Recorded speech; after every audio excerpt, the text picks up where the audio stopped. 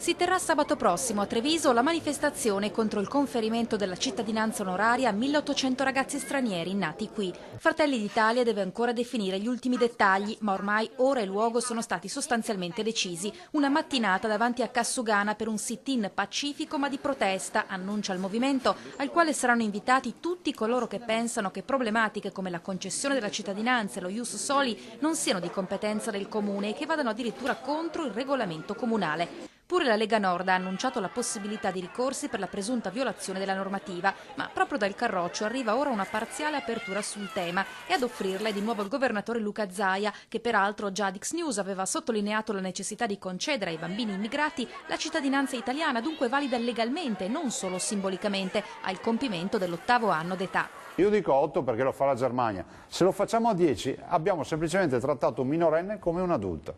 Non mi sembra un'eresia quello che stiamo dicendo. Adesso che l'amministrazione Manildo ha scelto di cominciare già dai 6 anni e che l'annuncio ha scatenato l'ira dei leghisti a Palazzo di Trecento, il presidente della regione cerca un punto di mediazione e lo trova proponendo di alzare la soglia a 10 anni, uniformando così il trattamento riservato dalla legge agli adulti e ai bambini. L'immigrato ha diritto alla cittadinanza dopo il 10° anno di residenza. Questo è applicabile anche per i bambini, o lo si dovrebbe applicare anche per i bambini che sono nati qui, che vanno a scuola qui, che si sono integrati e raggiungono il 10° anno di età.